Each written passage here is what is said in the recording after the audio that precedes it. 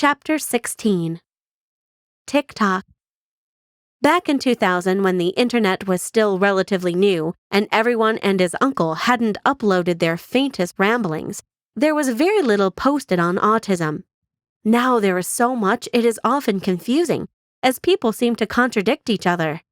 Unfortunately, the one piece of information that is most crucial to parents of newly diagnosed children has been buried.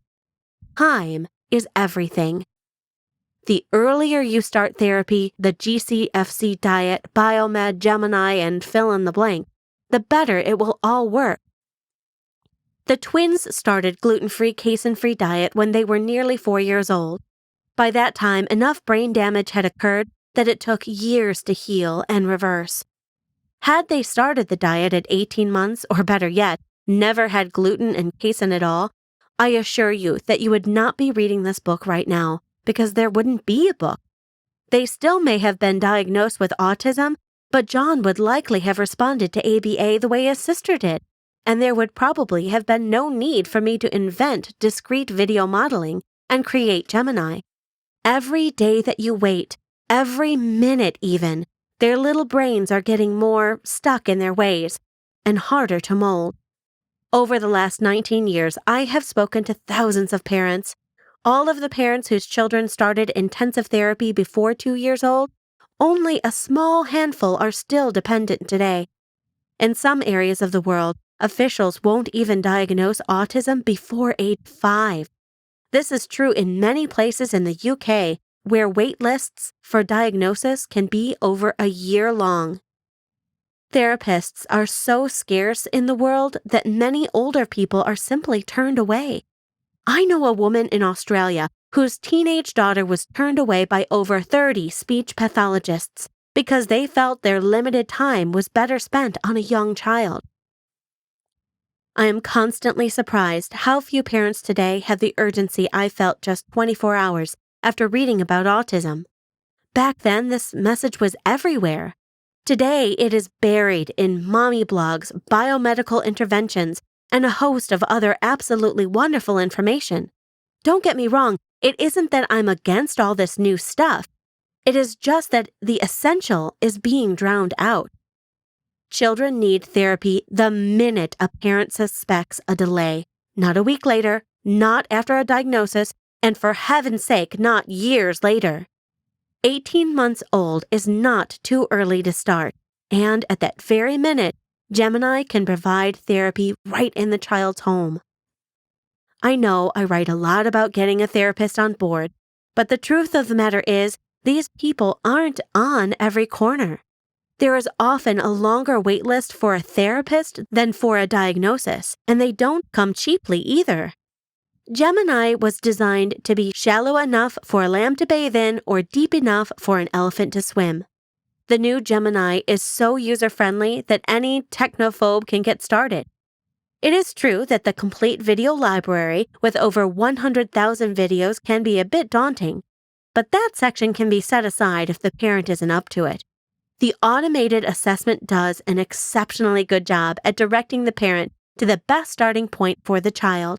And if you have any questions at all, our team of support specialists, most of whom are mothers of children with special needs, are free to help in any way they can. For some reason, only 30% of our members take advantage of this important service, but those who do know its value. All that being said, Gemini is one of the only therapies that works regardless of age, but work is a relative term. We are seeing many young children who start Gemini before 3.5 years old, entering kindergarten without the need for support in school. Much like my daughter Lucy, some of these children are indistinguishable from peers and have lost the diagnosis altogether. I have never heard of a child becoming indistinguishable from peers when therapy is delayed to after 4 years of age. It is certainly possible that somewhere in the world it has occurred, but I have no knowledge of it. That being said, if starting later, using Gemini along with other therapies gives much better odds. For older folks, Gemini offers the ability to communicate more freely, or in many cases, communicate at all. It teaches social skills and life skills, everything from adult toileting to accepting disappointment calmly. Gemini can improve articulation so much that people with Down syndrome who have adopted a habit of silence due to not being understood have become chatty and now feel confident enough to engage with strangers. People in their 60s or older who had suffered a stroke are regaining their voices. All of this is wonderful, and I don't want to downplay the importance of discrete video modeling for older people, but I can't emphasize enough the importance of starting as soon as possible. Gemini can't do it alone. The daily video viewing sessions need to be reinforced with real-life interaction from therapists, teachers, parents, or siblings. Imagine if you learned a foreign language from a video lesson, but never got to use the language. How much faster would you learn it if people were engaging with you as you learned the new material? You would be able to build up upon mastered words and concepts daily. Without generalization or live interaction of bringing the video content into practical use, don't expect to see meaningful gains with Gemini, or any other therapy program for that matter. Back when the twins were first diagnosed, I had no choice but to multitask. It has become a way of life, and 20 years later, I'm still living by this philosophy. Little Luke, as the Gemini community knows my youngest son, watches reading and Chinese videos on the drive to and from school. Time management comes down to choices. By choosing to play Teach Your Baby to Read with Nicholas when he was an infant instead of watching TV, he advanced academically at an early age. This allowed him to focus on social skills as a teenager, which gave him the confidence he needed going into adulthood. The simple act of turning on the video camera attached to our TV during the twins' meal times allowed them to learn so fast that they caught up to their peers in language.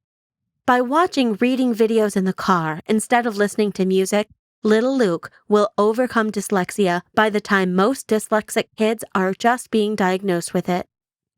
Time is our most precious resource, and by far the scarcest.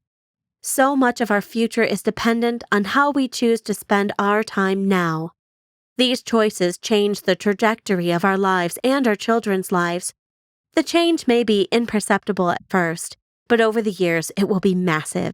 If you only take away one thing from this book, it should be this: no one ever regretted using their time wisely.